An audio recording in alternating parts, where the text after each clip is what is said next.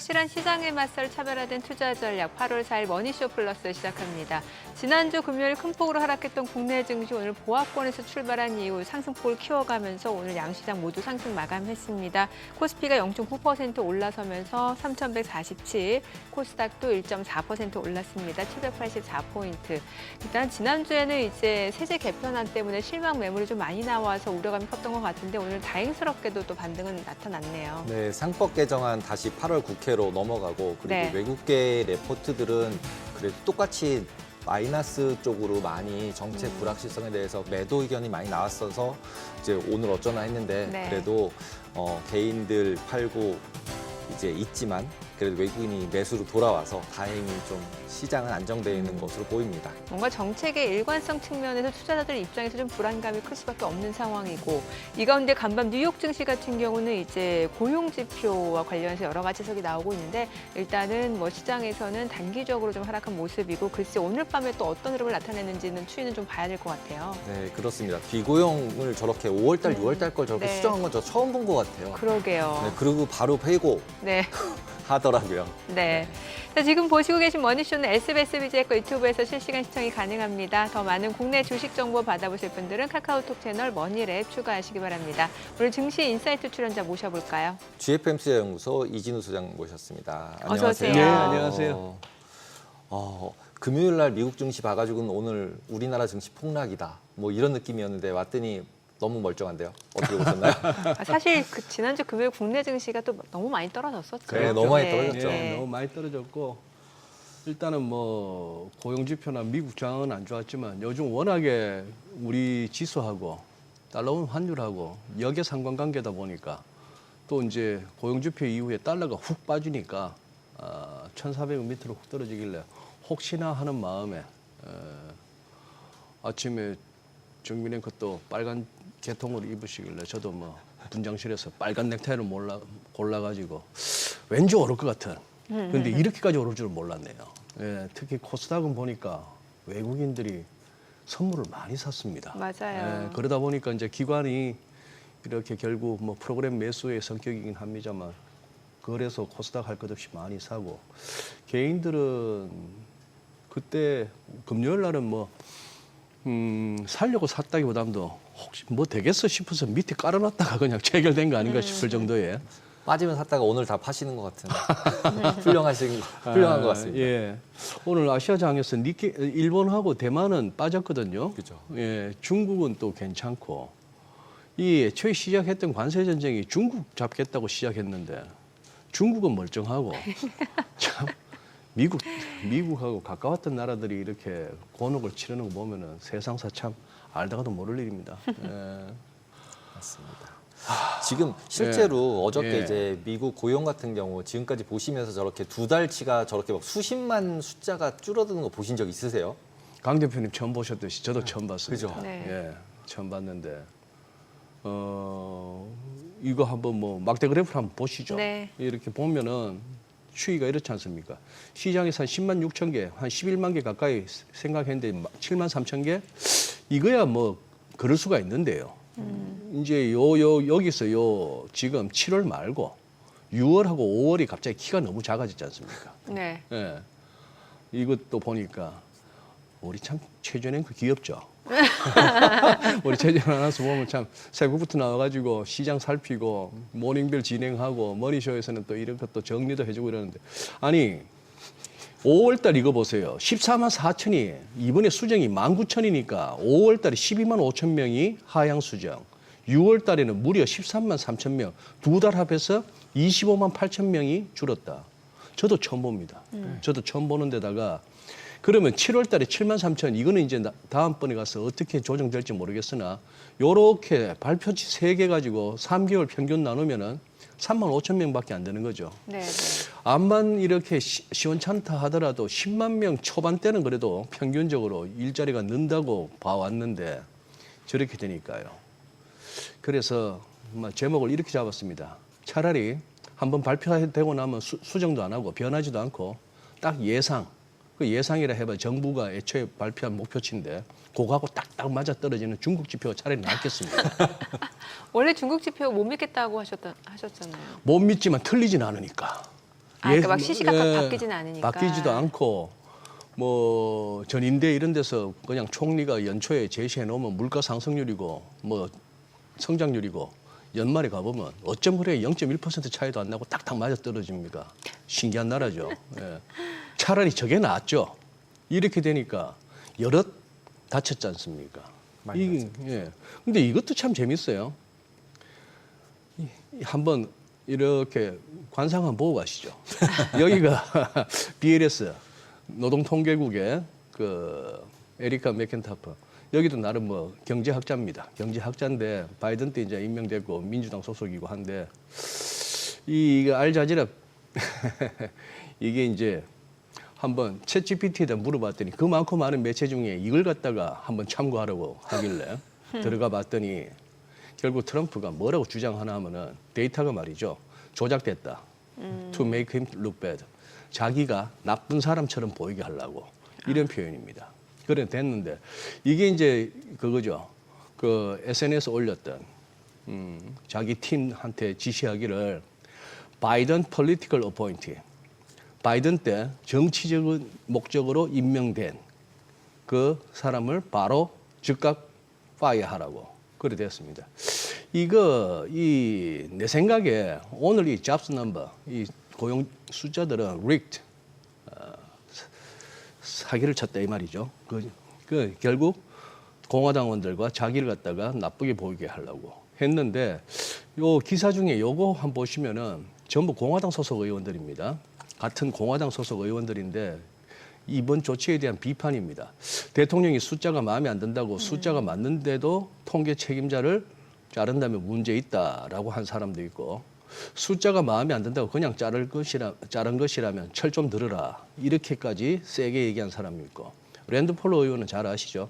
숫자를 세는 사람들을 해고한다고 해서 숫자가 더 좋아지거나 달라지진 않는다 이렇게 해서 다소 이제 논란이 있습니다. 논란이 있고 그리고 근데 이 고용 지표는 사실 여기도 보시면 그렇잖아요. ISM 제조업 지수 이렇게 뭐 50 아래로 계속 지지부진한 거 이거는 5개월째 그런 상황인데 여기서 보면은 고용 지수 보시면은 전월 45에서 43.4로 더 나빠졌습니다. 더 나빠졌어. 6개월째 계속해서 트렌드는 나빠지고 있다. 그래서 하는데 여기서 이렇게 되면은 물가는 어떻게 되나요?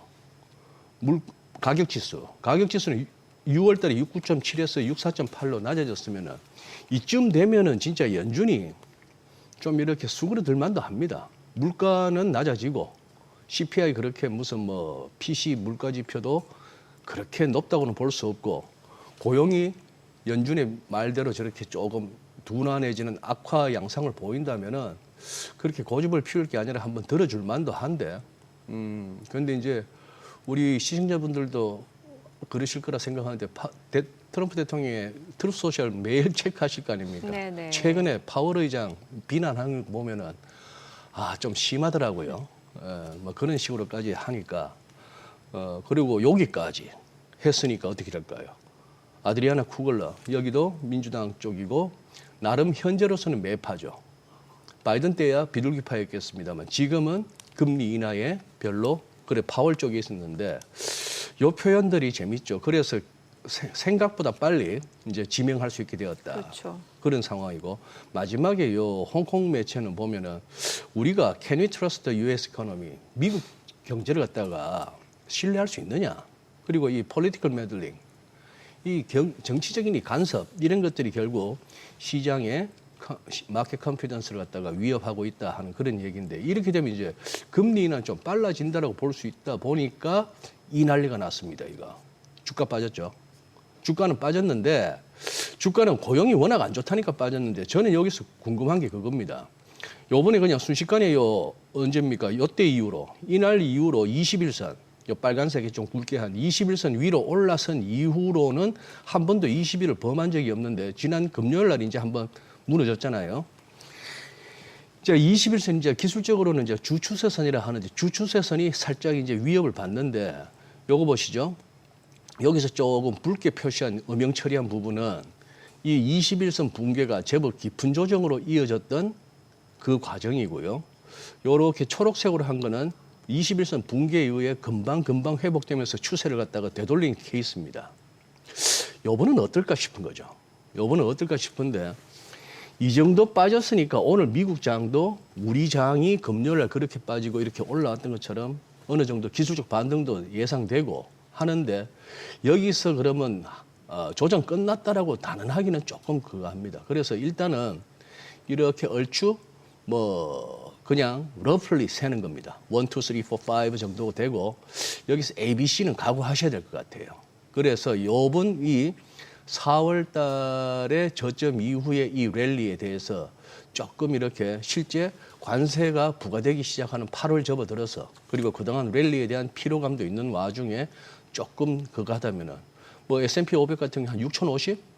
뭐 이런 식으로도 한번 생각해 볼 수 있는 그런 상황이고 요 그림을 보는 순간에 이 히트맵을 보는 순간에는 다들 어떻다? 출구 근처에서 다들 파티를 즐기고 있었다는 그런 흔적이죠.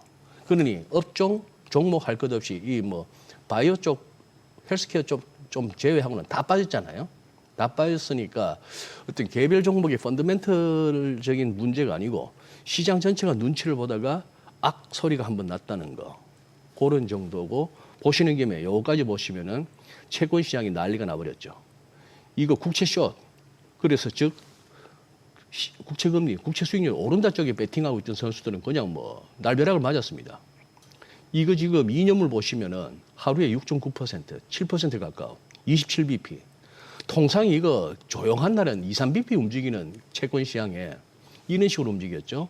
10년물 뭐 16bp에서 한 3.6%. 거의 뭐 10년짜리가 2년짜리보다 덜 했죠. 그리고 이 커브 보세요.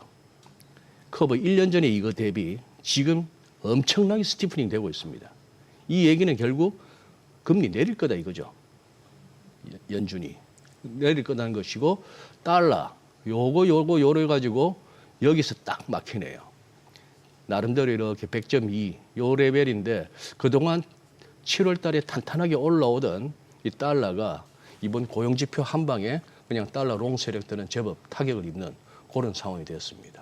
근데 이제 금리 같은 경우 일단 아까 전에 말씀하신 것 중에 이제 고용 부분에서는 예. 기본적으로 이제 공공 고용이 많이 예. 줄었다. 네. 그러니까 어떻게 보면 머스크가 사람을 해고를 많이 했는데 그게, 카운트가 안 돼 있다가 갑자기 카운트가 됐다. 이렇게 네. 생각해 보면은 뭐 공공이니까 예. 이렇게 퇴직금도 많고 소비에 그렇게 영향을 주지 않지 않을까 예. 이런 생각이 약간 들고 그다음에 채권 숏 같은 경우도 생각해 보면은 실제로 단기는 많이 내려왔지만 장기는 내려오지 않고 있잖아요. 네. 거기다가 지금 트럼프가 각 나라한테 돈 내놓으라 그래서 일단은 자기가 마음대로 돈을 쓸 수 있는 돈으로 막 5,500억 불, 뭐 우리나라 3,500억 불, 유럽은 또 6,500억 불, 막 이렇게 해서 자기가 마음대로 쓸 수 있는 리밋을 만들었잖아요. 근데 예. 경기 나쁘면 자기 마음대로 빵빵 쓸 수 있었잖아요. 예. 완전 QE도 아니고 자기 돈도 아니고 남의 나라 돈 갖다가 그냥 자기 나라에다 막 풀 수 있어졌잖아요. 그러니까 지금 어떻게 보면은 이거 줍줍할 기회인가? 막 이런 느낌도 많이 들거든요. 왜냐면 돈이 너무 많이 풀리잖아요, 미국으로. 그런 생각이 많이 드는데 지금 이제 지금 이렇게 금리가 막 움직이면 그 다음에 스테이지는 어떻게 변할 것 같으세요? 지금으로 예상했을 때 지금은 이제 약간 줍줍을 해야 되나요? 아니면은 지금 말씀하신 것처럼 고용도 나빠지고 소비도 나빠지고 이러니까 이제 진짜로 약간 베어리시로 아까 ABC라고 얘기하셨으면 예. 반등한 팔아라 이것이잖아요, 지금. 아니요. 반등하면 팔아라가 아니고 기본적으로 저는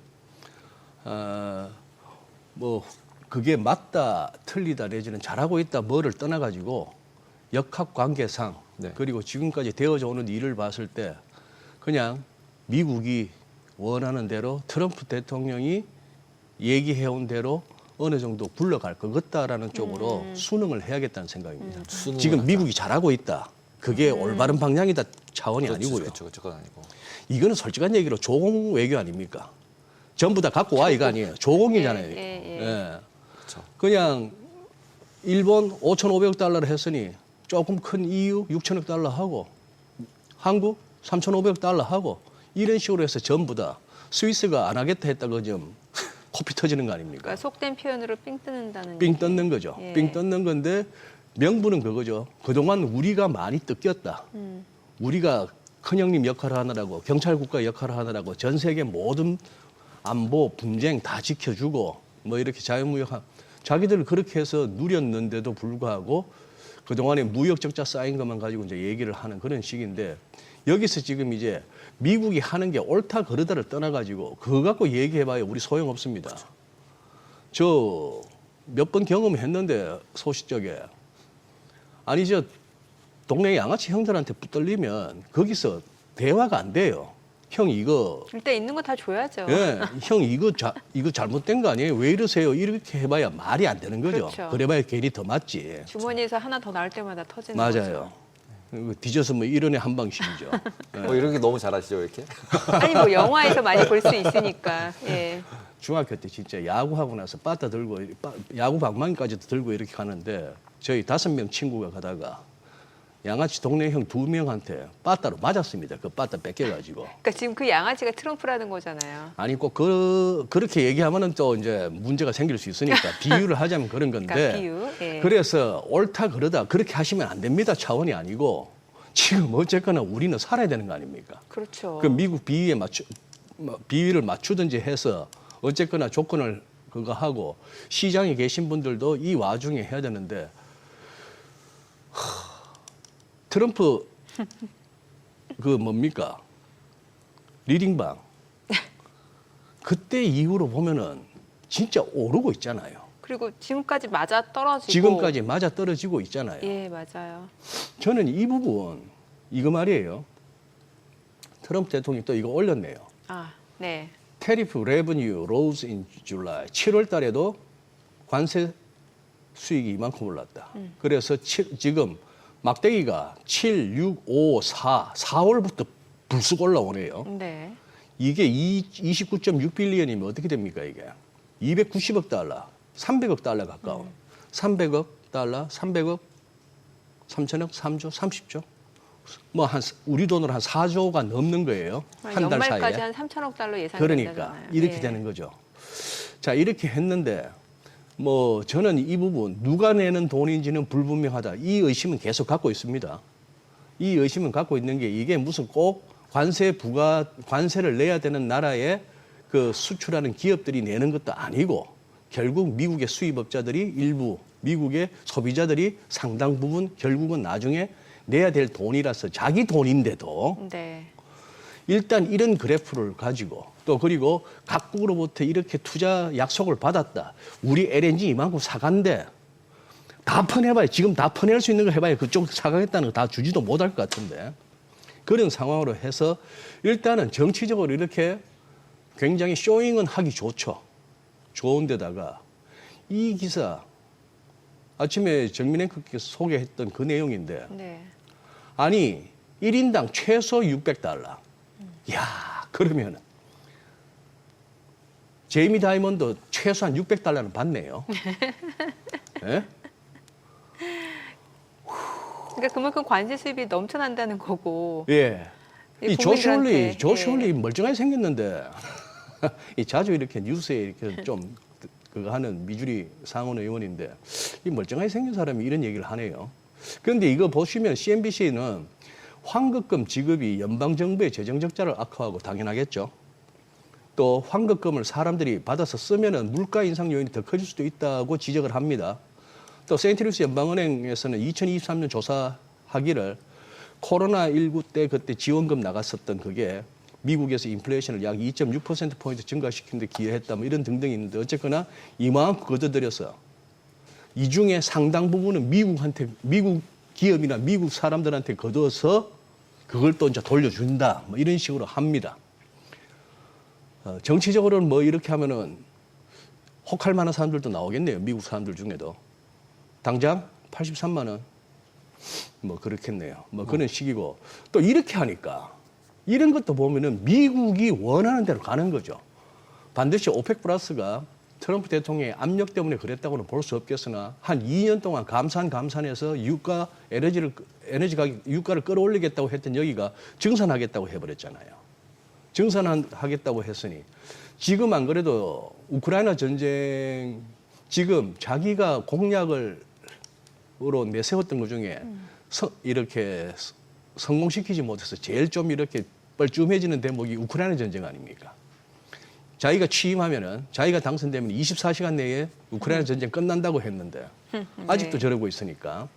그런데 러시아는 자꾸 쉽게 미국 그것도 안 가고 메드베데프 뭐 푸틴에 비하면 굉장히 우습게 보이기도 할 그런 사람이 핵까지 운운하고 할 정도 되니까 그러면서 인도하고 중국 보고 러시아산 쓰지 마 하고 있는데 그런데 그 와중에 오펙 플러스가 증산해 준다고 하니까 약간 불안하게 치솟던 유가가 이제 또 지난 금요일 날 거의 4% 가까이 빠집니다. 지금요 55불은 뭐냐 하면은 지금 얼추 시장에서 내다보기로 인도에서 러시아산 덤핑 처리하는 유가가 한 저 정도 가격에 거래되고 있다. 여기 인도 같은 데서는 미국 말 듣기 싫죠. 사우디나 이런 데서 오펙에서 생산하는 건 뭐 60불, 70불 주고 사느니 러시아산 쓰면 좋을 것 같은데 그래서 이 정도까지는 뭐 떨어뜨릴 수 있나 한다면은 이 또한 뭐다? 지금 안 그래도 관세 때문에 다소 우려되는 인플레 상승 압력을 갖다가 유가 쪽에서는 좀 잡아줄 수도 있는 이래저래 보니까 약간 무력 따짐 같기도 하고 경제적으로 논리도 안 맞는 것 같기도 하고 정치적 논란이 있을 수도 있고 굉장히 외교적으로도 이례적이고 무리하다 싶을 정도로 그런 비난을 받는 가운데도 미국이 원하는 대로 트럼프 행정부가 원하는 대로 지금 시장이 굴러간다는 것이죠. 그렇죠. 그래서 아까 ABC라고 말씀드린 것은 지금부터 빠지는 쪽으로 본다기보다는 더 그동안에 올라왔던 것에 대한 어떤 조정을 어디까지를 갖다가 염두에 두고 견뎌내면서 그 다음에 또 상승이 나온가 하는 부분, 자 그런 식으로 이제 봐야 될 것 같아. 네, 그 결국은 말씀이죠. 상승으로 볼 수밖에 없는데 이제 어디서 사야 되느냐의 그렇죠. 문제라는 거죠. 그 결국은. 문제죠. 네, 예. 돈도 풀리고 있고 뭐 예. 이런 상황이니까. 근데 이제 금요일 날 조금 아까 언급하셨지만 전략핵 얘기 나오면서 네. 굉장히 급락을 했었어요. 그래서 예. 이제 막 제가 GPT한테 알람을 보내봐 전략핵 얘기 나오면 그랬더니 막 보내는 거예요. 그래가지고 네. 뉴스를 찾아봤더니 생각보다 그 전략 핵 부분에 있어서 뭐 잠수함 뜨고 예. 저희 항공모함 뜨고 이런 게 계속 뉴스화는 되고 있더라고요. 네. 근데 오늘 그래서 우리나라 주식이 많이 빠지면 이게 큰 뉴스로 나오겠구나 그랬는데 그 우리가 오르니까 아무도 이 전략 핵 얘기나 핵 얘기는 아무도 안 하더라고요. 아무 뉴스에도. 그래서 이런 전략 핵은 그냥 또 이것도 지나가는 얘기로 보세요. 소장님은? 그거 진짜 뭐 함부로 입에 올려서는 안 되는 게 시장에서 함부로 입에 올려서 안 되는 게 오늘 아침에 이주강 대표도 얘기했지만 경기 침체나 스태그플레이션 같은 거 아무 때나 막 그걸 얘기하는 것도 우습지만 이 국제 외교 정치 외교 측면에서 자꾸 핵 전쟁 뭐 이걸 갖다가 입에 올리는 것도 서로 죽자는 얘기인데요. 그게 이제 가능하겠습니까? 이제 그렇게 해서 그렇게 긴장 고조 내지는 약간 텐션을 올려서 정치인들이 뭘 얻고자 하는가 하는 부분을 갖다 우리가 살펴야 되겠죠. 예. 핵잠수함이 러시아 근처까지 2대나 갔다. 돈은 많이 들 겁니다. 그러니까 천조국이죠. 무슨 뭐 보도 몇 대 보내는 것도 아니고 자, 그런 식인데 그래 오늘 우리도 어떻게 보면 그거 아닐까요? 주말 사이에 이런저런 어떤 당정 차원에서 조금 현재 이 입법화하고 있는 요 과정에 대해서 조금 한번 수정해 내지는 이 성난 민심을 좀 달래기 위한 어떤 그런 액션들이 좀 보이니까 그죠. 그래서 한번 변화를 보는 거고 이것저것 떠나서도 금요일 날 그만큼 빠졌으면 이 정도는 올라주는 게 맞는 것 같습니다. 문제는 3,200포인트하고 코스닥 800포인트가 이제 좀 어려워졌죠. 그 공방에서 한 방 세게 맞았으니까. 올라오면 조금 팔아야 되나요? 예, 이제 그러니 저걸 갖다가 얼마나 빠른 시기에 3,200포인트하고 코스닥 800포인트를 갖다가 회복할 수 있는가 하는 그 싸움이 되겠습니다만, 네. 저는 뭐 일단은 이렇게 봅니다. 코스피 한번 보시죠. 코스피 네. 보시면은 이 정도까지 했으면 여기서도 빨간색 21선입니다. 여기서도 우리 여기 와우장룡 한번 찍을 가능성은 있습니다. 와우장룡 찍어서 5일선이 21선 한번 타치하고 또 이어서 조정 끝하고 갈 수도 있는 그게 있습니다만 이렇게 얼추 하나, 둘, 셋, 넷, 5개 정도가 보였고 요번에 살짝 이렇게 큰 음봉이 나오고 이 정도 기술적인 어떤 다이버전스 가운데 나왔으면은 일단은 3,050원 염두에 둡니다, 저는. 그죠. 3,050 정도에서는 멈춰주든지 아마 그쯤 되면은 그 시간까지는 아마 이 61선이 꾸역꾸역 올라올 거예요. 꾸역꾸역 올라와서 3,050 근방에서 수급선이라고 하는 61선이 3,050 근방에 마주치면은 거기서 우리 국내 수급이 외국인 포함 여기서 팔자가 더 강할까? 이 정도면 사자가 더 강할까? 여기서 아마 살펴야 될 거고 그 당시에 미국장이나 우리 국내에서 또 돌아가고 있는 그 상황들이 그거 하는 거죠.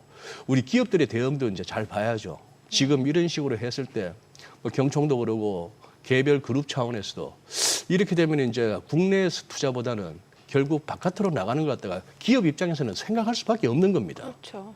그런 상황이 됐을 때 그런 것들이 이제 복합적으로 가니까 굉장히 지금부터는 상당히 복잡한 또 지금 여기까지는 그거 했는데 우린 이렇게 보니까 그거 한데 중소형주는 보니까 여기까지 왔더라고요. 6월 4일 레벨까지 왔더라고요. 네네. 그 선거하는 레벨까지. 근데 저기 MACD 밑에 거 차트 보시면 네. 너무 이렇게 좀 내려가는 그림이 아닌가요? 테크니컬리. 테크니컬리 그거 하고 적어도 RSI가 여기서 꿀렁꿀렁 하겠습니다만 이 정도 적어도 RSI가 한 30 하다못해 30 근방이라도 왔을 때가 어떻게 보면은 편안하게 좀 매수를 한번 생각해 볼 수 있는 지금부터는 하루하루 들쭉날쭉 그거는 좀 각오하셔야 될 것 같습니다. 세제 개편 관세 효과라기보다는 세제 개편 관세의 영향으로 투심이 급등한 거겠죠. 그러니까 뭔가 지금 하단 자막에 세제 개편 관세 효과라고 하니까 효과면 뭔가 좀 긍정적인 말이 나와야 되잖아요. 그런데 이제 세제 개편 관세 영향으로 투자 심리가 많이 위축이 된 거죠. 그렇죠. 네. 예, 그러네요. 네, 영향이죠. 디테일. 디테일하십니다. 효과와 영향. 정민은 그 옆에 앉았을 때는 자막이 잘 보이더니 이것도 패널로 나오니까 자막이 안 보이네. 원래 자리에 따라서 또 자리에 따라서. 예. 예. 그리고 이것도 한번 봐주시죠. 네. 그냥 저같이 이렇게 일단은 한번 펀더멘털이 일일이 쫓아가기 힘들어서 차트부터 한번 들이대보는 저 같은 경우는 삼성전자도 지금 이 피보나치를 한번 그었습니다. 매번 말씀드립니다. 피보나치를 갖다가 개별 종목에다가 적용하는 것은 그러지 말아라고 책에는 나와 있습니다만 적어도 삼성전자 정도의 종목이라면 저는 해볼 만하다고 보거든요. 네. 이거 지금 보시면 어떻게 해요? 최근에 이거 한 88,800원에서부터 쭉 한 5만 원 근처까지 떨어졌던 저 하락 파동에 일단은 맥시까지 왔잖아요. 한 74,000원 정도에서. 저렇게 한 61.8%라고 하는 저기까지를 가파르게 이렇게 올라왔으니 여기서는 일단 멈춤입니다. 일단 멈춤이고 그다음에 여기서 조금 이렇게 7만 원 근방에서의 이제 또 공방 그친 이후에 전고점 열면은 이제 그때는 코스피도 마찬가지 가는 그런 상황인데 지금 앞에 코스피나 여기나 볼 것 같으면은 지금 한 적어도 한 1, 2주는 굉장히 이렇게 하루 오르고 하루 빠지는 그런 장은 좀 각오하셔야 될 것 같은 그런 생각입니다. 참 미국은 정책 때문에 좀 추가 상승 기대감이 있는 시장 같고 우리나라는 정책 때문에 하방 압력이 있는 시장 같아요. 그래서 미국 그러니까 편향된. 네? 네? 편향된. 아, 제 시각이요? 편향된 거 아니에요? 아니요. 그렇지는 않아요. 네, 그렇지는 않아요. 지금 뭐 정부 정책 자체가 이렇게 뭔가 일관된 느낌이 없다 보니까 사실 투자자 입장에서는 좀 실망스럽죠. 네. 그래도 4월 7일, 4월 9일 그 무렵을 한번 생각해 보시면은 4월 2일 날 관세 때린다고 해서 네. 그 이전부터 사실상 뭐 한 3월부터 2월부터 이렇게 미국 장은 조정에 들어갔다가 4월 2일 날 관세 부과한 때부터 폭발적으로 주가 빠지고 금리 뛰고 달러도 막 폭락하고 하는 그런 상황이 왔었잖아요. 네.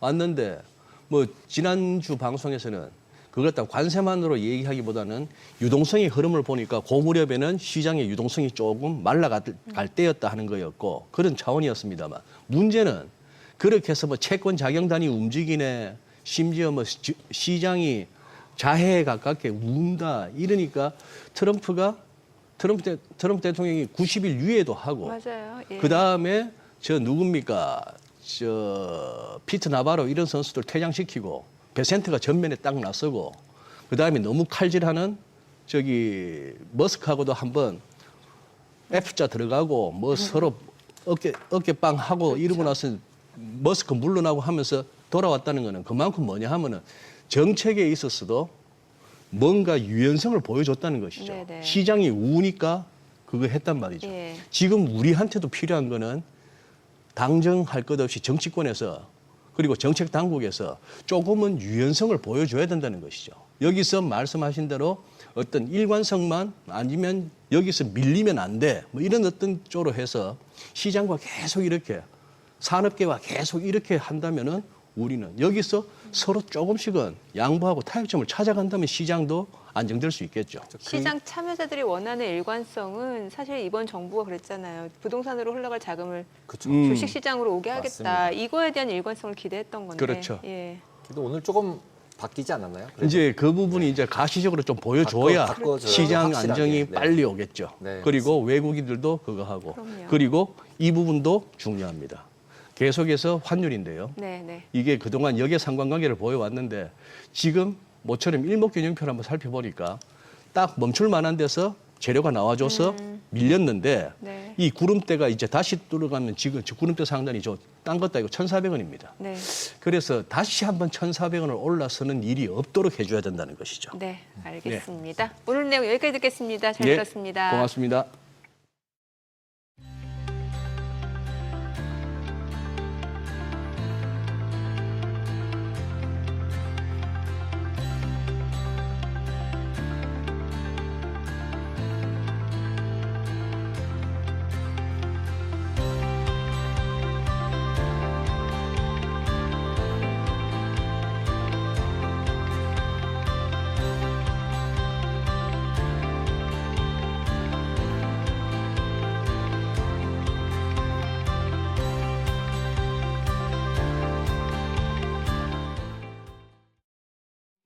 오늘장 특징주부터 뉴욕 증시 리포트까지 정리해드립니다. 먼저 오늘 우리 증시에서 가장 주목받은 섹터 혹은 테마부터 정리해 볼 텐데요.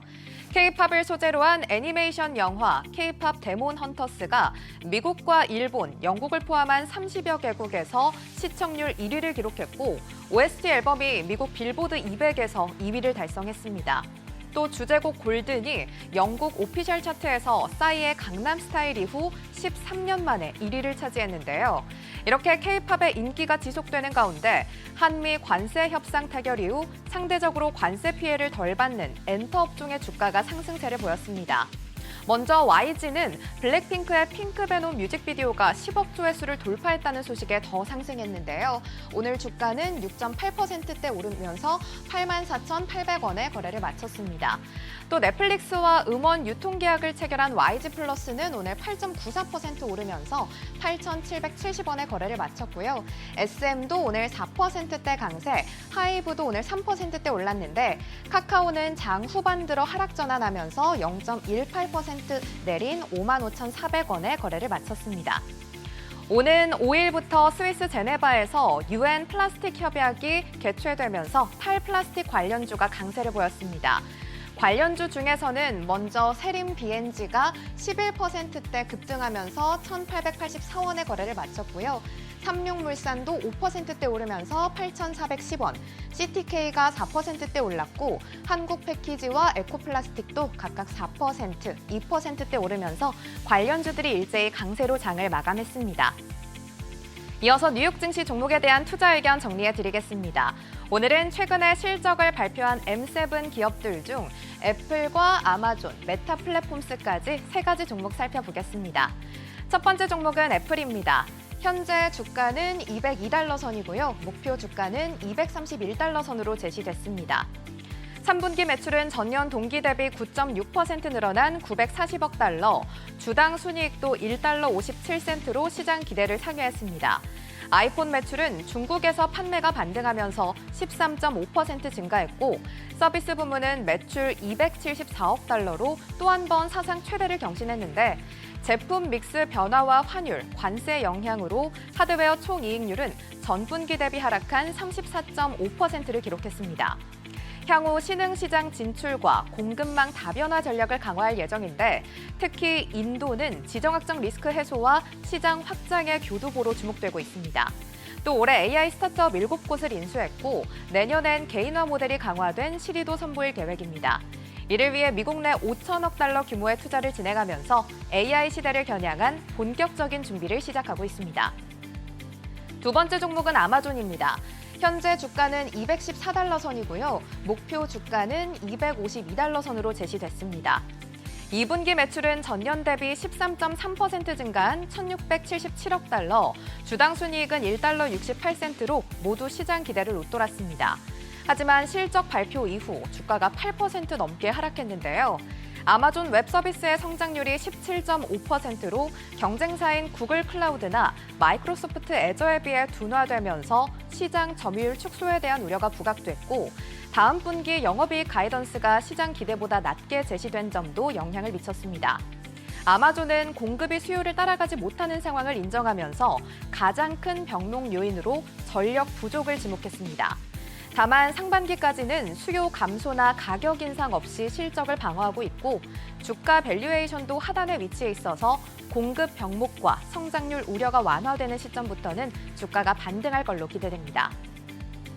세 번째 종목은 메타입니다. 현재 주가는 750달러 선이고요. 목표 주가는 784달러 선으로 제시됐습니다. 2분기 매출은 전년 동기 대비 21.6% 증가한 475억 달러, 영업이익률은 43%로 1년 전보다 5%포인트나 올랐고, 주당 순이익도 7달러 14센트로 시장 예상치를 21% 이상 웃돌았습니다. 특히 2분기 광고 매출은 466억 달러로 전년 대비 21.5% 증가했고, 유럽에서는 광고 노출 수가 6% 증가에 그쳤지만 매출은 24.4% 늘면서 효율이 크게 개선된 모습을 보였습니다. 이는 AI 기반 개인 맞춤형 광고 덕분인데, 광고주는 더 정확한 타겟팅이 가능해졌고 광고 단가도 9% 가까이 상승했습니다. 메타는 광고를 중심으로 콘텐츠 강화, 비즈니스 메시징, 메타 AI, 그리고 AI 안경까지 5가지 매출 전략을 제시했는데요. 광고 수익을 AI의 재투자의 성능을 높이고 다시 광고 효과를 끌어올리는 선순환 구조를 가속화하고 있습니다. 오늘은 이렇게 3가지 종목에 대한 국내 증권사들의 분석 살펴봤습니다. 오늘 밤 뉴욕 증시 투자 전략 세우는데 참고해 보시기 바랍니다. 지금까지 종목 리포트였습니다.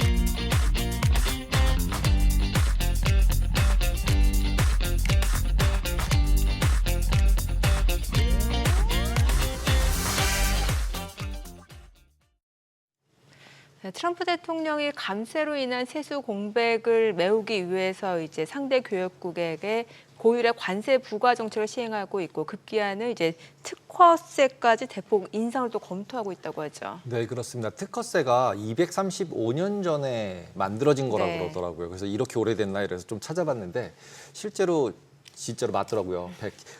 그래서 이렇게 오래됐다고 이런 네. 생각이 들었는데, 문제는 이제 이걸 가지고서 저희한테 또 이제 관세 이걸 넘어서 또 이제 특허 전체 밸류에 막 5%씩 이제 매기려고 한다 뭐 이런 네. 얘기까지 있는데, 이게 진짜인지 아닌지부터 일단 좀 알아봐야 될 것 같습니다. 서강대학교 경제학과 허중현 교수님 모셨습니다. 안녕하세요. 어서 오세요. 진짜로 이렇게 특허 가치에 대해서 5% 이렇게 뭐 받을 수가 있나요, 수수료를? 그 하워드 러팅 상무장관이 지금 미국이 어쨌든 간에 최근에 원빌 뷰티풀 빌 액트 같이 뭔가 감세 정책, 트럼프 1기 때 했던 감세 정책이 원래 일몰이 돼야 되는데 그걸 네. 연장하기도 하고, 정부 지출 일부를 좀 뭐 늘어나는 부분도 있고, 이러다 보니까 아무래도 너무 지금 가뜩이나 미국의 국가 부채 비율이 좀 높은 상황에서 이 향후에 더 이게 쓰려고 하는데 쓰기가 어려운 상황이 돼가고 있습니다. 이러면 이제 세원을 좀 만들어내야 되는데요. 이 세수를 만들기 위해서 하워드 러팅 장관이 생각해낸 일종의 뭐 꾀라고 할까요? 그렇게 볼 수 있는데요.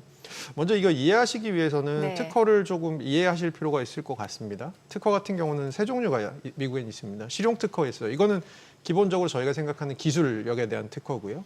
식물 특허라는 게 있습니다. 요거는 종끼리 서로 교배해서 새로운 종을 만들어서 뭐 이런 것들에 대한 특허. 마지막으로 디자인 특허는 모양새에 대한 특허인데, 이게 특허가 한번 미국에서 출연이 되면 디자인 특허는 14년, 나머지 2개 특허는 20년간 존속이 됩니다. 예를 들어서 앵커께서 어떤 특허를 출원하시면 그게 이제 미국에서 채택이 되면 향후에 20년간 그 특허권을 가지시게 되는 거예요. 네. 그러면 이 특허를 신청할 때는 2가지 비용이 발생합니다. 첫째는 특허를 출원하실 때 비용이 발생하고요. 네. 내가 만든 걸 등록할 때 비용이 발생하고, 또 하나는 이 특허가 아까 말씀드린 대로 14년에서 20년간 유지되잖아요. 그러면 그 유지 비용이 듭니다. 그 유지 비용 같은 경우가 현재로 보면 이게 뭐 어떤 특허냐에 따라 좀 다르고, 기업의 사이즈가 좀 크면 클수록 대기업은 좀 비싸게 받고 중소기업이나 개인은 좀 더 싸게 받지만 정액제로 받고 있습니다. 네. 그래서 특허 출원하고 나서 3.5년, 7.5년, 11.5년이 될 때마다 정액제가 약간씩 금액이 늘어나도록, 예를 들어서 대기업의 경우 일반적인 특허는 11.5년 차에 한 4,000달러 좀 안 되는 정도의 돈을 내는데요. 그러니까 4,000달러니까 우리나라 돈으로 따지면 한 뭐 600만 원, 500만 원 좀 넘는 그 정도 돈이 되는데요.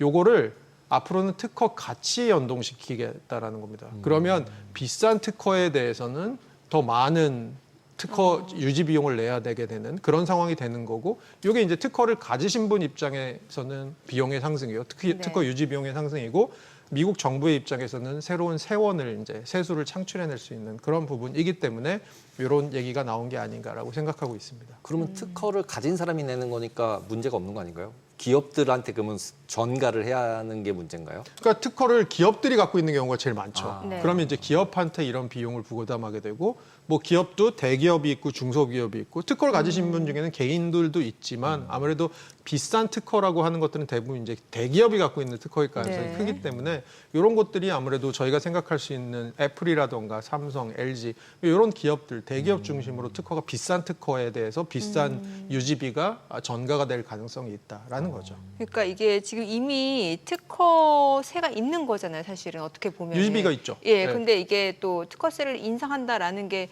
이중과세 논란이 있다는 게 어떤 식의 이중과세 논란이 있다는 거예요? 그러니까 특허에 대해서 어떤 특허를 가지고 그것에 대해 그 기술에 대해서 뭔가 자기가 수익이 나잖아요. 네. 그 수익에 대해서 지금 세금이 물리고 있잖아요. 아, 수익에 그러면 대해서, 예. 수익에 대해서 이미 세금을 내가 내고 있는데 특허 유지비라는 명목으로 그 특허에 대해서 또 내가 세금을 내게 네, 되면 네. 그런 측면에서는 이중과세의 측면이 분명히 있는 충분히 그럴 수 거죠. 있겠네요.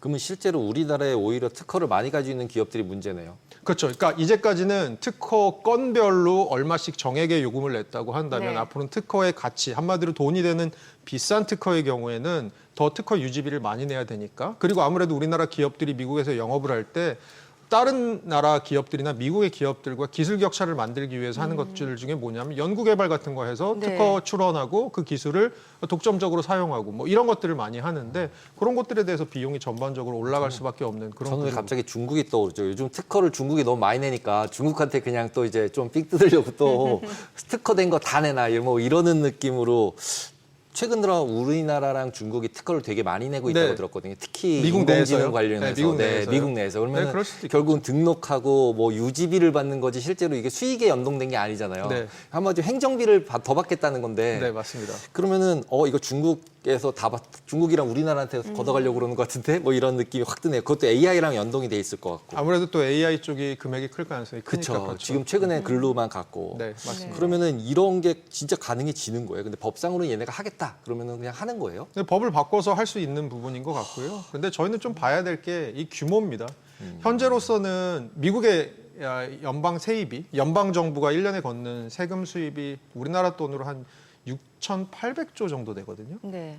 그러니까 이게 미국 달러로는 4.9조 달러 정도 됩니다. 네. 현재 특허에 대해서 수수료 수입이 미국 특허청 USPTO의 특허에 대한 수수료 수입이 39억 달러 정도 돼요. 그러니까 보이지도 않아요. 전체 세수 중에 0.1% 거의 0%에 가깝습니다. 그러면 요거가 앞으로, 근데 이제 문제는 이런 거죠. 특허 가치가 지금 사실은 추산치에 따라 좀 다른데 네. 막 수조 달러에 이른다는 얘기도 있거든요. 그럼 거기에 대해서 1%에서 5%를 거두면 사실 지금 0.1% 차지하는 정도가 앞으로는 그래도 한 1% 정도까지 한 10배 넘게 증가할 수 있는 부분이 있기 때문에 이게 미국 정부 입장에서는 지금 조금 세수가 부족한데라고 생각하는 미국 정부 입장에서는 또 하나의 어떻게 보면 잔꾀가 될 수 있는 부분인 것 같습니다.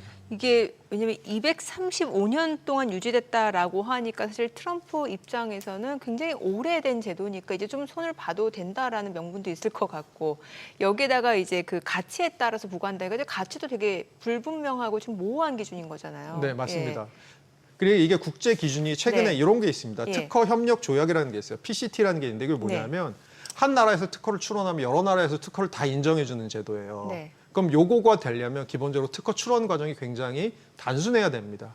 근데 이제 미국에서 지금 하겠다는 건 요거에 약간 반대하는 방향으로 가는 거죠. 미국 내에서 특허를 출원하고 유지하는 비용 같은 것도 어려워지고 지금 앵커께서 말씀해 주신 것처럼 가치 평가라는 게 들어가야 되잖아요. 네. 전에는 건별로 내는 예. 거였으니까 그 사실 가치 평가라는 게 중요하지 그러니까 않았거든요. 누가 이걸 어떻게 한다는 건지 참. 그뭐이 USPTO 안에 뭐 이런 기구를 또 만들어서 가치 평가를 하고 사실 지금 관세도 생각해 보세요. 방금 전에 네. 이진우 대표님도 말씀해 주셨지만 관세라는 것도 생각해 보시면 그 품목 자체가 몇 천, 몇만 가지고 맞아요. 예. 이런 것들에 대해서 일일이 사실은 계산을 한다는 게 거의 불가능한 상황이거든요. 그러니까 미국 정부에서는 사실 아까 이제 235년 말씀해 주셨지만 트럼프가 처음 하는 거, 미국 역사에서 처음 하는 게 아주 많기 때문에 많죠. 예. 전혀 뭐 놀랍지 않은 부분이라고 생각을 합니다. 아, 그러면 보통 이렇게 특허에 대해서 등록이 할 거나 아니면 이제 관리 비용을 받을 때 이렇게 다른 지적재산권이나 이런 거 관련해서도 이런 식으로 뭔가 이렇게 비용을 차지하거나 이런 경우들이 있었나요, 과거에? 이런 식으로 계속 해 오는 거죠. 특허라는 것도 낼 때도 사실 여러 가지 비용이 들어갑니다. 뭐 검토를 그쪽에서 해서 특허를 접수하는 수수료도 들고 그 특허에 대해서 등록하거나 심사하는 과정도 다 비용이 들잖아요. 그러니까 당연히 이거 특허 출원 비용을 받아야 되는 거죠. 저희가 이제 특허를 출원을 하면 공무원분들께서 그거 다 심사를 하고 등록을 해야 되니까. 변리사고 네. 자격증도 있고 되게 딱이 맞습니다. 어렵잖아요. 예, 맞습니다. 네. 그런 측면에서는 이 비용이 사실 꽤 많이 드는데 이제까지는 그게 일종의 딱 정량적으로 묶여 있었다. 앞으로는 특허의 가치에 따라서 연동될 수도 있다라는 게 발상의 전환인 것 같습니다.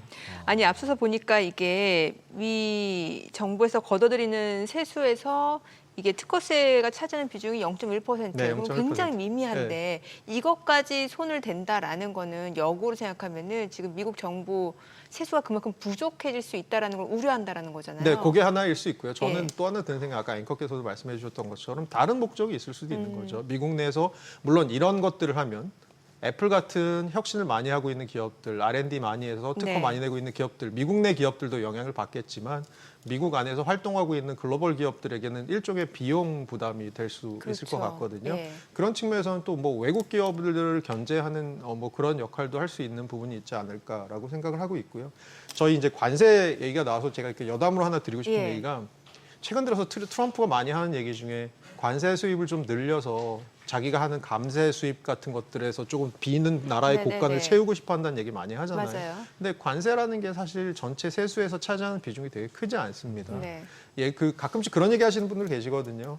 1800년대 후반에 미국의 맥킨리 대통령이라는 분이 되게 보연무역주의를 세게 해서 관세를 높이 매겼던 분이 있는데 그 당시는 관세가 세수에서 차지하는 비중이 되게 컸고 지금은 사실은 소득세가 차지하는 비중이 거의 50%거든요. 그런 측면에서는 이게 세금을 어느 정도 메이크업할 수 있는지도 사실은 좀 따져봐야 될 부분인 것 같습니다. 그래서 실제로 관세가 문제가 아니라 관세를 빌미로 지금 이제 우리나라 3,500억 불, 5,500억 불처럼 미국에 투자하는 회사를 많이 만들고 그래서 고용도 창출하고 그래서 또 소득세를 더 거두려고 하는 게 실질적인 목표 아닌가요? 근데 그것과 관련해서 사실 저는 스캇 베센트 장관이 늘 얘기했던 것처럼 관세 자체가 목적이 아니고 관세를 무기로 써야 된다고 자꾸 얘기하는 게 결국은 지금 앵커께서 말씀해 주신 것처럼 관세라는 것을 통해서 딴 나라를 건드려서 그 나라들이 미국 안에서 투자를 하거나 아니면 뭐 미국의 무역 적자를 줄이려는 움직임을 보인다거나 이런 것들을 결국 받아내고자 하는 것. 그래서 조금 이게 세수를 사실 세수의 관점에서 생각해 보면 예를 들어서 이 목적이 이렇게 특허에 대해서 원래는 정액세를 이제 퍼센티지로 바꾸는 것에 대해서는 사실 세수 측면에서 얼마나 물론 메이크업이 되는 부분 좀 있겠지만 그 자체가 굉장히 크지는 않을 거다라고 생각해 보면 아무래도 부작용까지 생각을 저희가 하지 않을 수 없을 부분도 분명히 있을 것 같습니다. 네. 그러면 이제 앞서서 간단하게 언급을 주시긴 했습니다만 이제 이게 국제 특허 협약이랑 어떤 부분에서 충돌날 가능성이 있을까요? 그러니까 아무래도 국제 협약, 특허 협약이라는 예. 거는 특허의 그 절차, 특허 등록의 절차 같은 것들을 굉장히 간소화하는 것을 바탕으로 이제 협약이 돌아가고 있거든요. 근데 아까 저 얘기한 것처럼 이렇게 가치 중심으로 가게 되면 특허의 출원이나 특허의 특히 유지 같은 경우에 비용 산출 같은 게 굉장히 복잡해지고 그러면 미국 내에서 산출된 어떤 특허, 미국 내에서 등록된 특허가 다른 나라에서도 동일하게 적용이 될 수 있느냐에 대해서 글로벌 스탠다드가 달라질 수 있는 그렇죠. 부분이 있잖아요. 왜냐하면 이것을 평가하는 기준이 달라지니까요. 그런 측면에서도 좀 문제가 생길 수 있을 것 같습니다. 네. 그러면 실제로 이런 비용이 어떻게 보면 지적 재산권에 대한 비용을 이제 계속 매기겠다는 것 같은데 다른 관세 이외에 다른 걸로도 이렇게 파급될 가능성도 있나요? 어떤 다른 부분도 있을까요? 아무래도 이렇게 되면 그 미국에서 활동하고 있는 외국 기업들 같은 경우에 뭐 미국에서 활동하고 있는 미국 기업들이야 자기들의 나라이다 보니까 그 안에서 활동을 해야 되는 부분이 있지만 외국 기업 같은 경우는 사실은 미국 내 특허 출원을 굉장히 전략적으로 가져가게 될 확률이 크죠. 한마디로 굉장히 크게 가성비가 나오는 특허, 좋은 특허, 비싼 특허 아니면 사실 조금 돈이 덜 될 것 같은 특허들은 굳이 뭐 이렇게 비용 내가면서 그 특허를 미국에서 출원해야 돼 이런 것들이 생길 수 있다라는 거고요. 일종의 특허가 미국 내에서 조금 뭐랄까요? 덜 활발해지는 영향이 있을 것 그러면은 같고요. 실제로 미국 내에서 밖에 있는 특허 너는 우리한테 안 했으니까 막 쓸게 그리고 막 써버리는 거 아니에요? 그럴 수도 있고요. 예, 네. 그럼 근데 중국 이게 거 다 쓰면 되잖아요. 그냥. 그게 저희가 사실 트럼프가 하고 있는 많은 정책들이 단기적으로는 미국에 도움이 될 수도 있으나 그래서 중장기적으로는 사실 미국에 되게 해가 되는 정책들이 많거든요. 저는 이 정책도 그런 것 같아요. 결국은 미국이라는 나라가 235년 얘기도 하셨지만 어떻게 해서 지금까지 그렇게 글로벌 G1 컨트리가 될 수 있었냐고 생각해 보면 결국은 혁신 부분이 굉장히 네. 컸던 것 같거든요. 그런 측면에서 이런 혁신 생태계를 앞으로 조금 폄훼할 수 있는 부분이 있기 때문에 저는 사실 이게 미국에게도 중기장기적으로 독이 될 수 있지 않을까라고 생각하고 있습니다. 뭔가 혁신기업 자체가 미국으로 좀 진출하는 것 자체를 좀 꺼릴 수도 있겠네요. 네, 그럴 수 있을 것 같아요. 예. 알겠습니다. 오늘 내용 여기까지 듣겠습니다. 잘 들었습니다.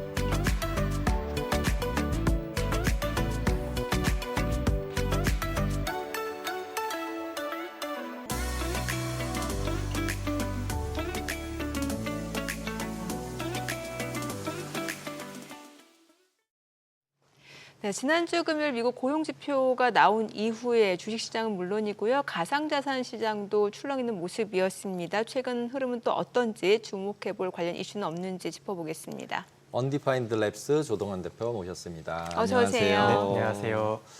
지난주 금요일 날 고용 지표가 솔직히 말도 안 되게 변화를 겪었는데 그러고 나서 이제 코인들도 다 난리가 맞아요. 났더라고요. 그렇죠. 그래서 이거는 이제 진짜로 이제 자산이 됐구나 저는 이렇게 느꼈는데 또 막 아니라고 얘기하는 사람들까지 막 나오고 정부 관료들은 가상자산은 이제 자산 아니다 이렇게 얘기하는데 이 흐름을 이제 지금 입장에서 어떻게 봐야 되나요? 전 개인적으로 말씀 주신 대로 이제 비트코인과 이더리움 자체는 이제 자산으로 인정을 받았다라고 생각이 좀 많이 들었습니다. 말씀 주신 대로 지난 이제 금요일부터 이제 큰 하락이 왔었거든요. 이제 네. 비트코인 같은 경우는 이제 12만 불 갔다가 지금 현재 이제 11만 불로 조정을 받고 있는 국면인데 이 하락폭에 대한 이유 자체가 결국 미국 고용에 대한 불안감 때문에 결국 침체 오는 거 아니냐라고 하는 이슈 때문에 어떻게 보면 투자 자산의 하락을 사실 볼 수 있었거든요. 그런 측면에서 봤을 때 증시와 매우 좀 연관성 있게 상관관계가 높게 움직인다라고 우리는 좀 봐야 될 것 같습니다. 7월 한 달을 좀 정리를 해보면 네. 7월 한 달 동안 비트코인과 이더리움 가격 자체가 굉장히 많이 올랐습니다.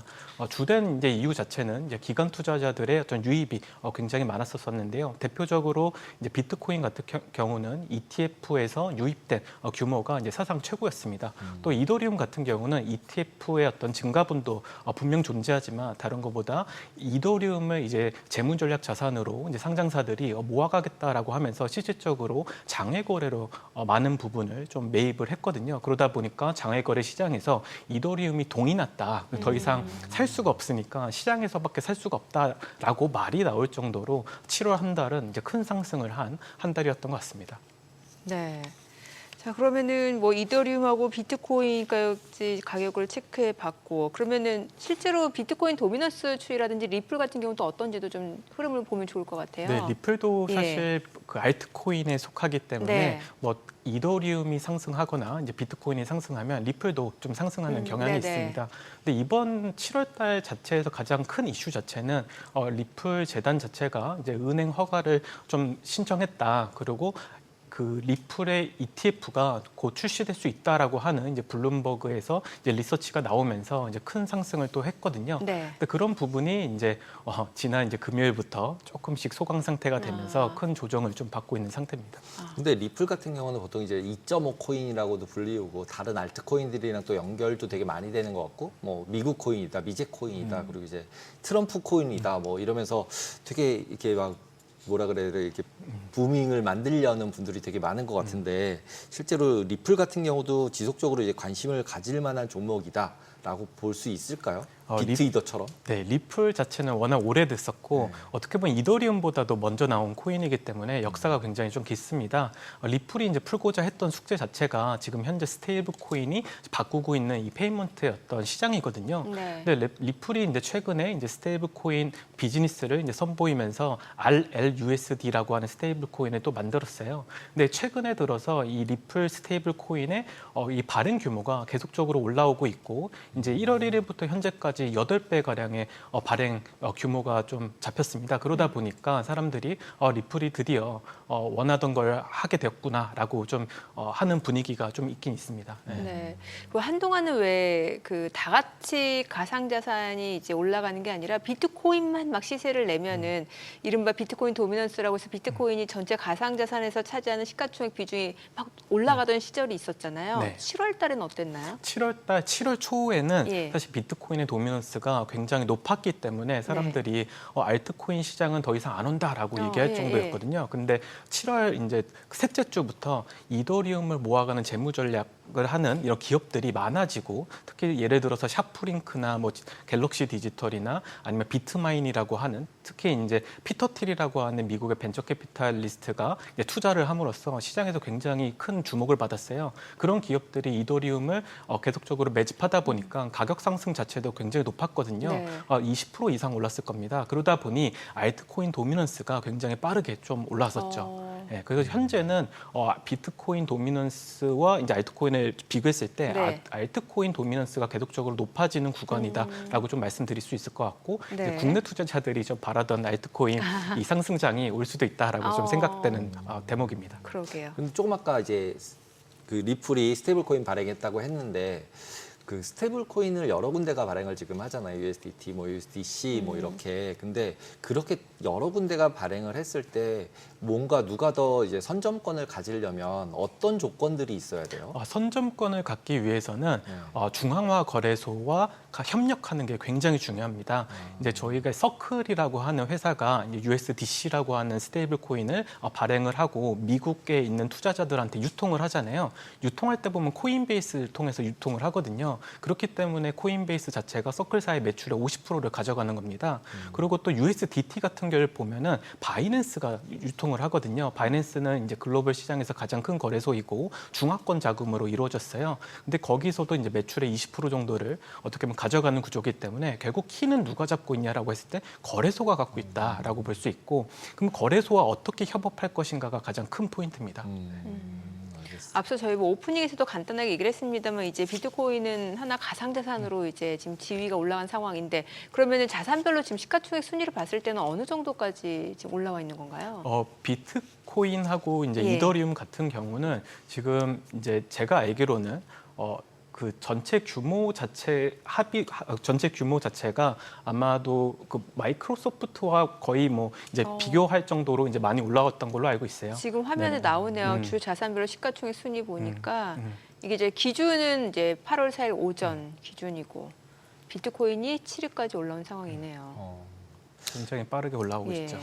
근데 이제 가상자산 시장에서 계속 얘기가 나왔던 게 이제 SEC 미국 증권거래위원회가 계속 이제 비트코인이 이제 증권이냐 증권이 아니냐 네. 뭐 이거 가지고 얘기를 했었고 또 리플은 그러다 보니까 나는 이제 은행 라이센스 받을 게 다 이런 요인들인 거잖아요. 근데 실제로 왜 또 갑자기 이거 이제 수면 아래 있었던 것 같은데 얘 왜 다시 올라왔나요? 이제 그 지난주에 네. 이제 미국에서 이제 트럼프 대통령이 취임하고 나서 180일 이내에 이제 암호화폐 관련된 보고서를 제출하라고 얘기를 했거든요. 그 보고서가 나왔습니다. 그 보고서 안에 내용들을 좀 살펴보면 이제 큰 골자에서 결국 SEC 즉 증권거래위원회랑 그다음에 이제 상품거래위원회를 역할을 구분짓기 시작했습니다. 네. 기존까지만 하더라도 SEC에서 전부 다 관장을 했었거든요. 투자자들을 보호하기 위한 이제 목적으로도 있었지만 암호화폐 자체의 어떤 정책에 그 개입을 하기도 했어요. 네. 그렇기 때문에 SEC 입장에서는 이 가상화폐 자체가 증권으로 해석을 했던 건데 이제부터는 그러면 이 역할을 좀 분리하고 이 암호화폐 자체를 상품으로 봐라라고 이렇게 내놨거든요. 그래서 이제는 SEC가 그 주장을 했었던 이제 증권이 아니다. 그럼 네. 상품이다. 그럼 상품이 되면 뭐가 좋냐면 훨씬 더 많은 것들을 할 수 있죠.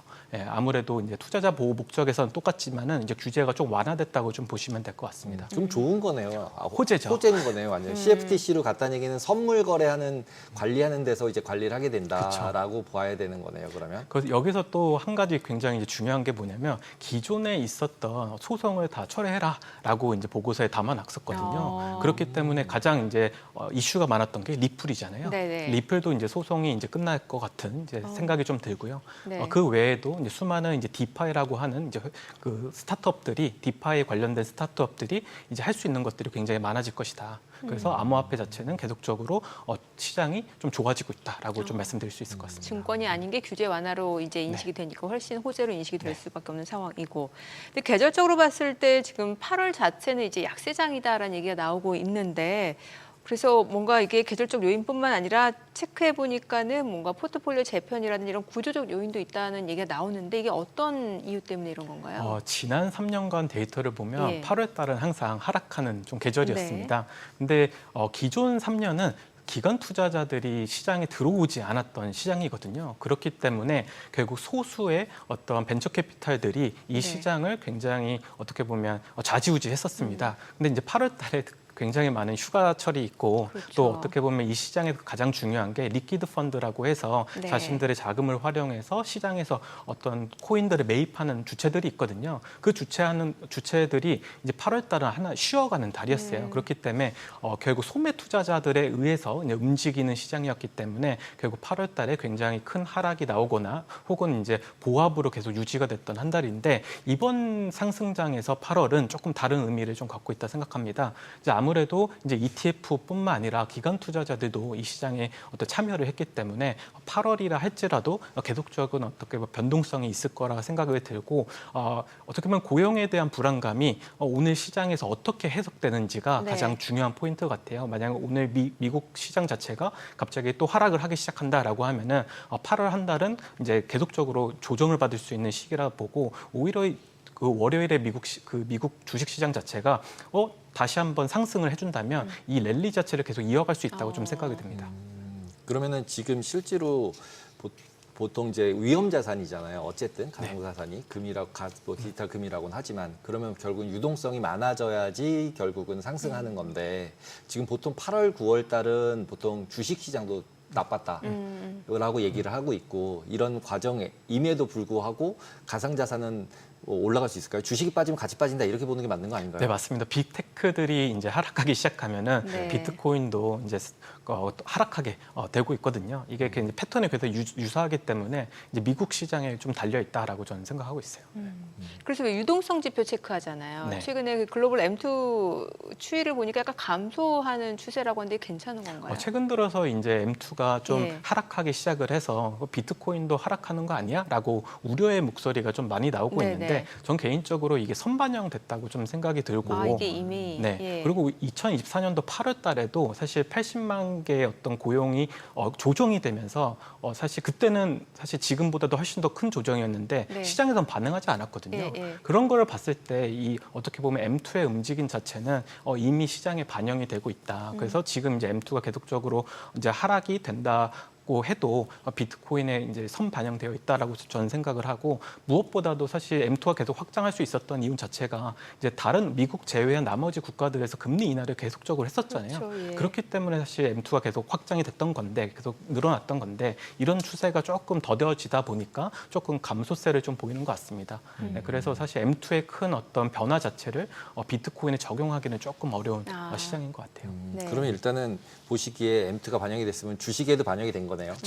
그러면 주식도 이제 약간 이제 포지티브하게 볼 수도 있을 수 있겠네요. 근데 이제 우리나라에서 실제로 원래는 김프가 있었잖아요. 네. 김치 프리미엄이라 그래서 원래 우리나라가 더 비쌌었는데 지금은 마이너스라고 그러더라고요. 그러면은 외국에서 우리나라에 사가지고 밖으로 수출하면 그냥 차익 거래를 할 수 있는 건가요? 네, 그렇죠. 그래서 소매 투자자들이 이제 국내에 있는 거래소에서 이제 비트코인이나 이더리움을 사서 이제 해외로 이제 보내게 되면은 그 프리미엄을 가져갈 수 있거든요. 근데 김치 프리미엄이 왜 이렇게 어떻게 보면 그 디스카운트를 받고 있는지 네. 한번 좀 살펴보면은 결국 한국의 국내 투자자들은 코인 투자를 안 한다는 얘기예요. 아, 결국 지금. 예, 시장이 어떻게 보면 지난 이제 상승장 때 보면 김치 네. 프리미엄이 5%에서 10% 정도 항상 껴 있었거든요. 네. 그때 보면은 이제 소매 투자자들이 워낙 투자를 많이 했기 때문에 그런 프리미엄이 존재했던 건데, 지금 자체는 그러진 않고 있다. 그래서 계속적으로 마이너스 2% 정도의 이제 디스카운트를 받다가 최근 이제 비트코인이 하락 조정을 받으면서 그 갭이 좀 메워진 거거든요. 그런데 이게 소매 투자자들의 거래가 늘어서 이 갭을 메운 게 아니라 해외에서 가격이 하락했기 때문에 사실 메워진 효과가 있습니다. 그래서 이제 저희가 좀 생각하는 건 뭐냐면, 국내 거래소의 거래량이 그러면 증가했냐 감소했냐를 봐야 되는데, 거래량은 계속적으로 지금 감소하고 있는 추세거든요. 예. 그래서 이 한국 시장 자체가 전 세계에서 한 3위 정도 합니다. 거래 네. 대금 자체가. 그래서 굉장히 중요한 어떤 시장인데, 한국 시장에서는 아직까지 코인 투자에 대해서 부정적 견해를 갖고 있다라고 해석을 해도 될 것 같습니다. 그러면 그 부정적인 견해가 아직은 버블이 아니다. 그래서 그쵸. 더 올라갈 여지가 있다. 이렇게 해석할 수 있는 건가요? 네, 그러게요. 맞습니다. 그래서 예. 많은 이제 해외 이제 리서처들이 얘기하기로는 이제 국내 투자자들이 아직, 그러니까 한국 투자자들이 이 시장에 참여를 안 했다. 근데 한국 시장 자체가 워낙 크다 보니까 이게 이제 시작 김프가 이제 좀 높아지다 보면은 이제 버블에 가까워질 수 있다. 그래서 아직까지는 더 올라갈 수 있는 좀 룸이 있다. 뭐 이렇게 좀 해석하는 경우가 좀 있습니다. 아니 이게 앞서서 이제 그 글로벌 유동성 지표도 저희가 좀 체크를 해봤는데 이제 이게 이미 좀 시장에 그래도 좀 반영이 된 부분이 있다라는 말씀을 주셨는데, 사실 이제 미국을 제외한 대부분의 국가들이 뭐 일본도 제외해야겠습니다만 금리 인하 기조고, 그런데 주말에 나온 고용 지표 놓고 봤을 때는 이제 지금 미 연준이 9월달 뭐 50bp 얘기까지 나오고 있잖아요. 네. 그럼 실제로 9월달에 만약에 그렇게 된다라고 하면은 이건 또 유동성이 늘어나는 효과면은 그때 또 시세가 또 날 수도 있겠네요. 네, 이제 9월 달에 이제 올 한 해 이제 금리 인하를 뭐 3번 할 수 있다라고 예, 예. 하는 얘기가 나오고 있고, 예. 또 9월 달에 금리 인하가 이제 시작된다라고 기대감을 갖고 있어서 아무래도 이제 8월 달에 이제 조정을 받는 기간에 네. 많은 투자 기관들이 이 좀 자산 자체를 좀 편입을 할 것 같습니다. 8월 달에. 그래서 이제 해외 투자자들 같은 경우는 이제 9월부터 12월이 네. 그 지난 어떤 과거를 보더라도 항상 상승장이었거든요. 아. 그래서 어떻게 보면 겨울이 이 블록체인 시장에서는 가장 좋은 투자 시기다라고 할 정도로 네. 기대를 많이 하고 있습니다. 왜 겨울에 그렇게 올라가는 거예요? 아무래도 이제 겨울에 되다 보면은 네. 이제 사람들이 8월에 쉬었잖아요. 그래서 예. 기관 자금들이 이제 9월부터 움직이기 시작하는 것 같아요. 그래서 8월은 좀 하락하고 9월은 올라가는 효과가 있는데, 네. 자산이 조금 상승하기 시작하면 이제 소매 투자자들이 더, 좀 더 그렇죠. 이제 이 어떤 뜨거운 반응을 보이다 보니까 자산 가격이 계속 올라갔던 것 같습니다. 그래서 2024년도 10월 달부터 엄청난 시세를 좀 보이기도 네. 했고요. 2024년도도 10월 달부터 굉장히 큰 시세를 그러니까요. 보였거든요. 근데 이번에 금리 인하 이벤트가 나오게 되면 네. 아무래도 좀 기대해 볼 만하다라고 좀 생각하고 있습니다. 근데 보통은 9월 달에 팍 폭락을 해가지고 그 폭락한 데부터 시작을 하기 때문에 연말에 가면 항상 올라가 있는 거 아닌가요? 꼭 그래서 9월에 꼭 폭락을 많이 하던데, 실제로 그게 이제 뭐 예를 들자면 아까 유동성 얘기 저희가 잠깐 했지만 세금이나 이런 부분들을 9월 달에 많이 거두니까 실제로 시장에 있는 돈이 9월 달에 이제 빨려 들어간다 정부로. 그러면 이제 그 다음부터는 빨려 들어갔으니까 나쁘지만 그 다음에 이제 쓰니까 다시 이제 확장되면서 이제 12월까지 올라간다. 그래서 보통 이제 주식에서는 9월 달쯤 해가지고 폭락할 때 한번 사라 그냥 그랬다 12월 1월 봐서 팔아라 그러면은 항상 번다 뭐 이런 얘기들이 있었는데 그러면 어떻게 보면은 코인도 비슷한 거를 사이클을 탄다고 볼 수 있어요. 네, 맞습니다. 결국 시장에 참여한 기관들이 어떻게 움직이는지가 굉장히 관전 포인트이기 때문에 그 영향을 상당히 받고 있고요. 근데 조금 기대해 볼 만한 건 뭐냐면 지금 상장사들이 결국 주식을 팔아서 자금 조달을 한 후 이더리움을 계속 매집을 하고 있거든요. 근데 이게 지금 끝난 게 아니라 계속적으로 늘어나고 있습니다, 규모가. 예. 그래서 그것에 대한 어떤 가격 시세가 계속적으로 날 것 같아서 이제 8월 달도 조금 조정을 받다가 다시 한번 크게 올라갈 것 같아요. 근데 이상한 거 아닌가요?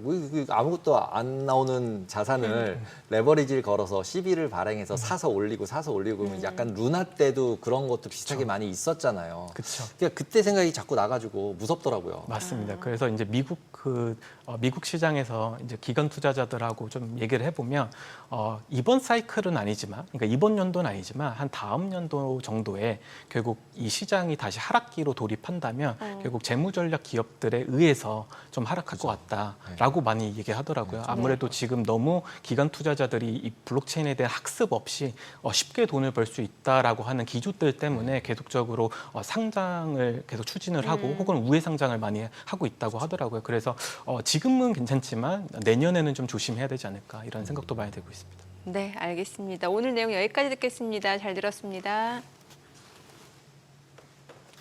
오늘 그래도 이제 시장이 좀 반등을 보여줬습니다. 사실 지난 금요일에 그야말로 블랙 프라이데이. 사실 원래 블랙 프라이데이는 좋은 얘기인데 그죠. 옛날 그 장부상에서 그 검은 글씨로 표기됐다는 거는 흑자잖아요. 근데 이게 어느 순간 증시에서는 굉장히 안 좋은 의미로 해석이 됐는데 빨간색으로 바뀌었습니다. 예, 일단은 오늘 반등을 했고 또 오늘 미증시도 좀 기대를 해볼 만하네요. 일단은 한국이랑 아시아 쪽에서 조금 이제 네. 일본은 좀 빠지고는 있지만 실제로 뭐 우리나라는 좋았으니까 네. 우리나라가 하루씩 선행했던 거를 좀 맞춰서 미국도 좀 상승을 해야 내일 한국 시장도 그러게요. 좋을 것 같습니다. 네, 저희 방송 중에 전해드린 내용과 관련해서 모든 투자 판단의 책임은 투자자분들께 있다는 점 알려드립니다. 머니씨 오늘 여기까지입니다. 여러분의 모든 경제 SBS 비즈가 함께하겠습니다. 저희는 내일 오후 3시 30분에 찾아뵙겠습니다. 고맙습니다.